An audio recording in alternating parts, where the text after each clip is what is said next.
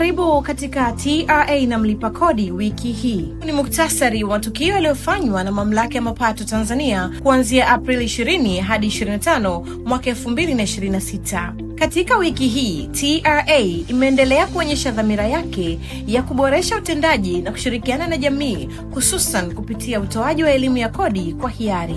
Aprili 24, 2026, Kamishna Mkuu wa Mamlaka ya Mapato Tanzania, Bwana Yusuf Juma Mwenda, alizindua jukwaa la maadili kwa wadau wa TRA katika ukumbi wa hoteli ya Rotana jijini Dar es Salaam. Amesema jukwaa hilo linalenga kuimarisha ukusanyaji wa kodi kwa weledi na kupambana na vitendo visivyo vya kimaadili ikiwemo rushwa, na kuhakikishia wageni waalikwa kuwa jukwaa litaongeza chachu ya uadilifu.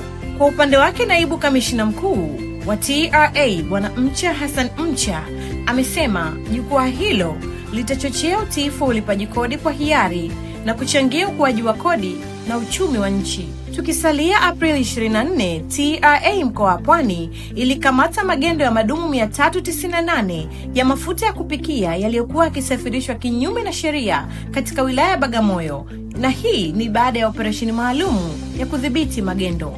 Vilevile katika wiki hii, Chuo cha Kodi Tanzania ITA kilikutana na wadau wake kujadili mtaala wa kozi mpya ya shahada ya uzamili ya forodha na biashara za kimataifa. Mkuu wa chuo hicho, Profesa Isaya Jairo, amesema pia wanatarajia kuanzisha shahada ya uzamili katika fani hiyo pamoja na shahada ya sayansi ya kodi. Aprili 25, 2026, TRA mkoa wa kodi Kariakoo ilishiriki mkutano mkuu wa Jumuiya ya Wafanyabiashara Kariakoo, ambapo salamu za Kamishna Mkuu ziliwasilishwa na Meneja wa Elimu kwa Mlipa Kodi na Mawasiliano Bwana Paul Walalazi, akisisitiza umuhimu wa ushirikiano kati ya TRA na wafanyabiashara. TRA imeendesha kampeni za elimu ya kodi katika maeneo ya Tarime na Pemba, zikilenga kuhamasisha ulipaji kodi kwa hiari na kupambana na magendo. Kwa ujumla, wiki hii imekuwa ya mafanikio kwa TRA.